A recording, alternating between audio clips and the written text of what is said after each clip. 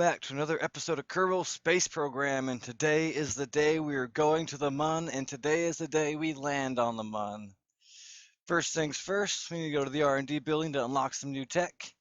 We're going to start off down here with the miniaturization tree, because we're going to want that decoupler, not for this next mission, but we're going to need it, and I'll explain why later. And then we want to grab the flight control and the node after the flight control. Now, the fourth thing you get, you have an option here. I'm going to grab advanced construction because I want the fairing pieces, but you could also grab the landing node if you want, because it will make this next ship we're about to build a little easier to use with the nicer landing legs. If you actually have enough science to get both, I'd recommend grabbing both. Or you can do another small mission to unlock both. But today we're just going to unlock the construction node, and I'm going to show you guys how to land on the Mun and get back to Kerbin in a direct descent style ship.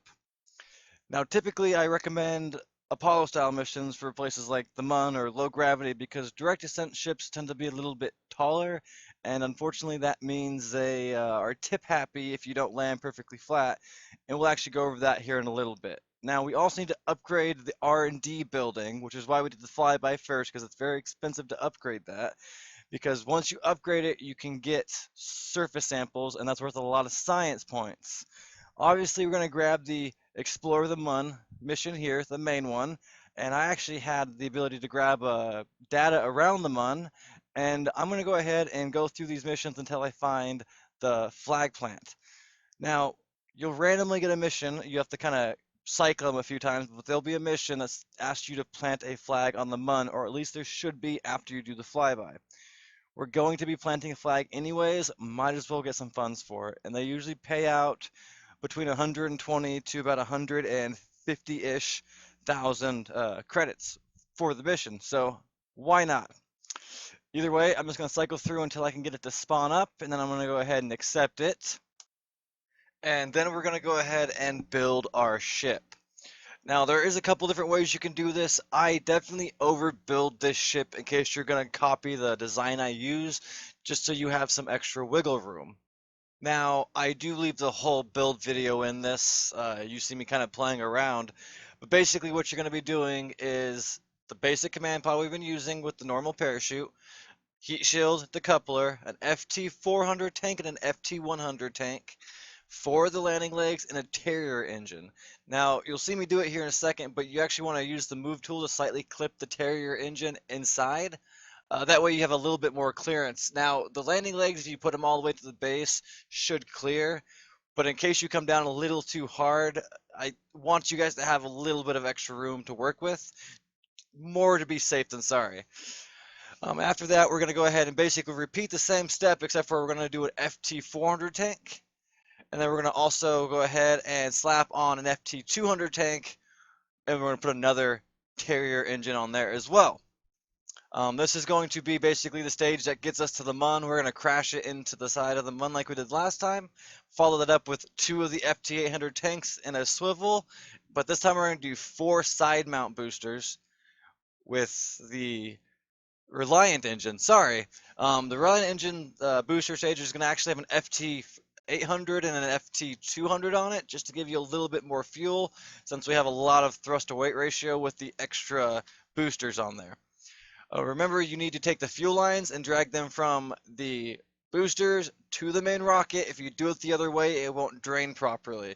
So start on the 4 outside tanks and run the lines from the outside tanks to the inside tanks. Also, don't forget to strut them. We do an FT800 and an FT200 just to give you a little bit more fuel, because this rocket has plenty of power in its base stage. Now, I forgot to put solar panels on this, and I'm not sure why, because I swore I did it, but I also did make a couple different variations of this build just to see what would be the easiest for you guys to use, since I'm assuming that people who are watching this video are fairly new to the game. But if you run out of electric charge without having the solar panels, you won't be able to use SAS, and it's going to make this mission very difficult. You'll actually see me that I have my charge little box up in the corner open constantly, because I had to very sparingly use my SAS and fly a lot of this manually. Don't do that to yourself. It makes it a pain in the butt to do. Now, we're going to go ahead and launch at full throttle, and we're gonna have SAS and RCS turned on, and we're gonna full throttle up to about 30 meters a second, and then cut it down to the half mark, which is where I have it currently sitting. Now we're gonna do the same thing we have been doing. We're gonna fly straight up, and we're gonna basically just tip slowly to the 90-degree marker. I'd actually recommend trying to get at that 45-degree mark when you get to about 11 to 12,000, because we have a lot of extra fuel on that top stage, and the Terrier engine works best when it's in the atmosphere. So you want to try to climb up a little bit more before you start turning over.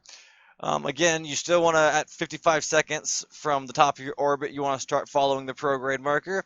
In fact, in this video, I follow a little bit behind it initially, and then I lock into it. And then once you get to about 80K above the surface of Kerbin, go ahead and set up your maneuver node to circularize around Kerbin. If you have any issues doing this, if you actually go back, I do another video, the first video of the series actually, that talks about getting into orbit for the first time. So if you're struggling with that, I'd go ahead and watch that video, or at least the last part of it, where I do the orbit. I go into more detail on it. If you have issues getting the encounter with the Mun, the video before this, when we do the flyby of the Mun, I go into more detail about it. Today's focus is mostly landing on the Mun and getting back home. So we're going to go ahead and do our burn, and go ahead and get a nice little orbit around Kerbin, and we're going to set up our maneuver node to go ahead and get an encounter with the Mun. Now, I left the entire part of this in because last time I just did when I actually got the encounter, I cut the rest of it out, just to kind of show you guys that it doesn't always work right away. Sometimes you have to play with it a little bit.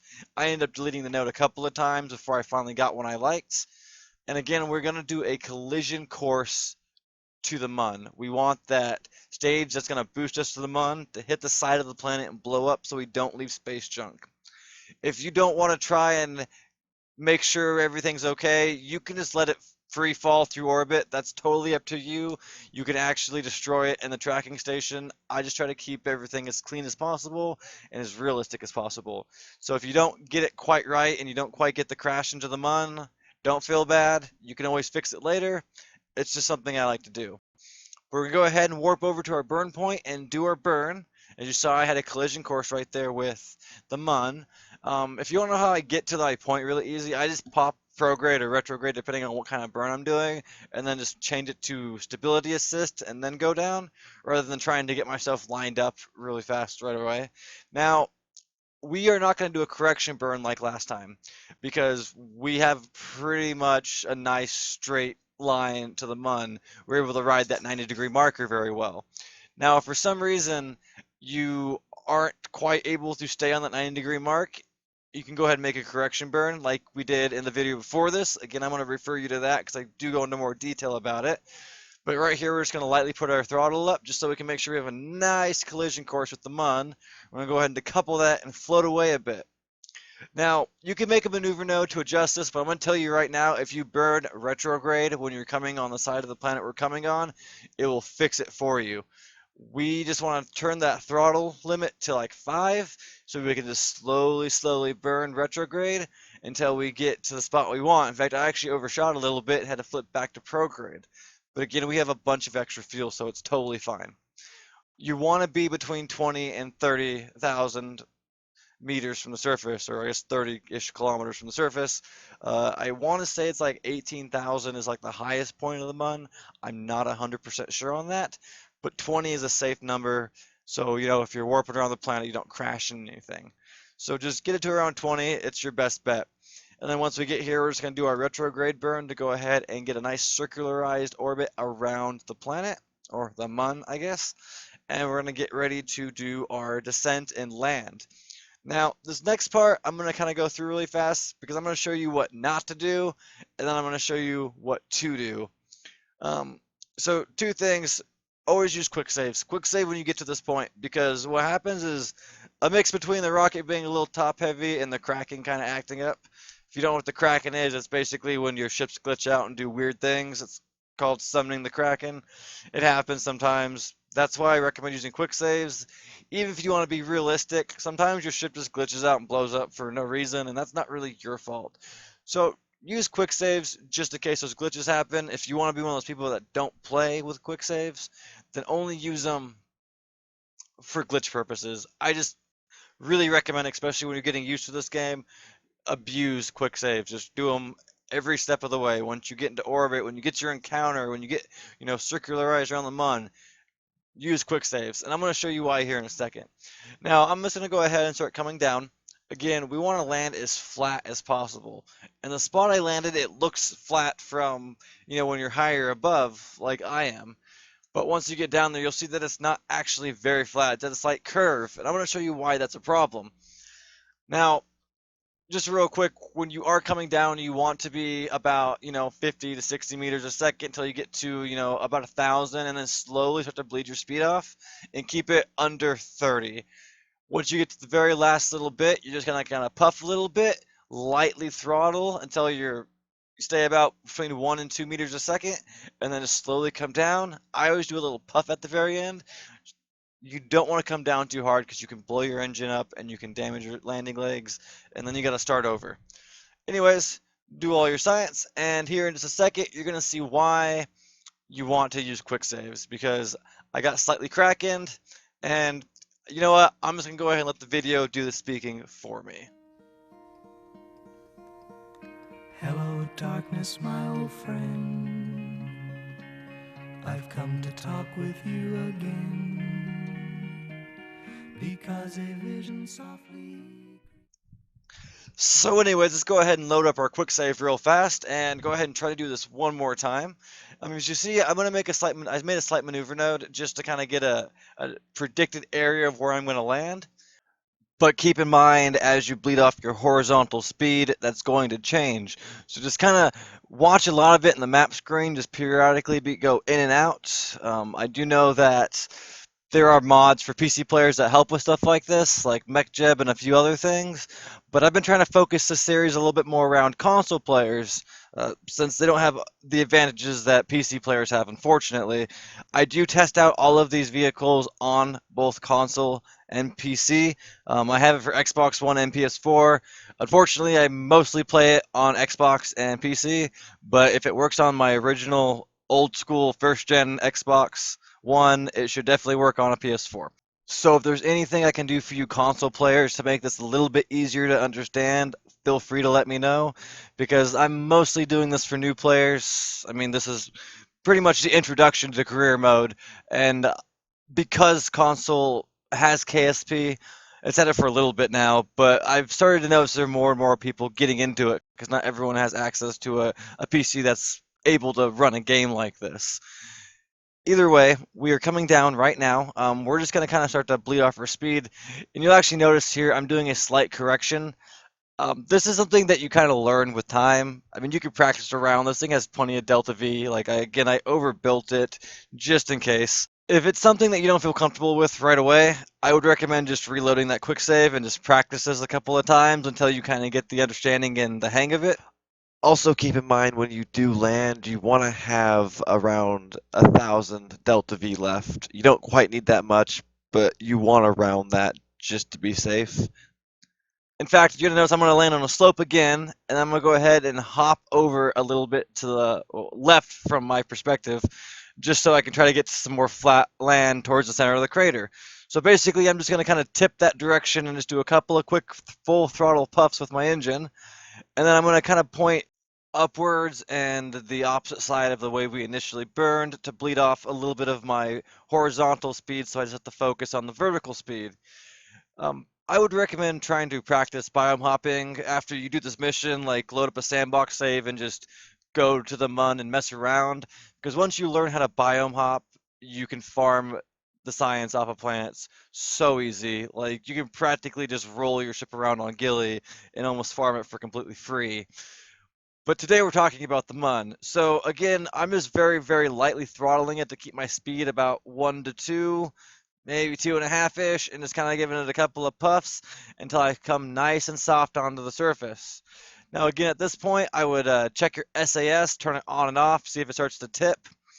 If you're on a perfectly or almost perfectly flat surface and it still does tip, if you right click on the command pod, or again, that is box or X on the Xbox or PS4, you'll see reaction wheel. Turn that to 0, because usually it's that making your ship wobble really weird. Either way, let's go ahead and plant the flag. What a beautiful sight. We got Kerbin in the back.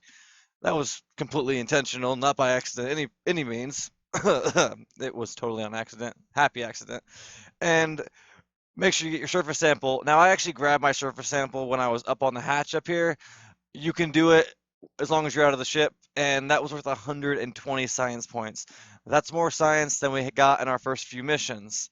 Now, to launch and go back, you need to point towards the 90-degree mark like we did when we left Kerbin.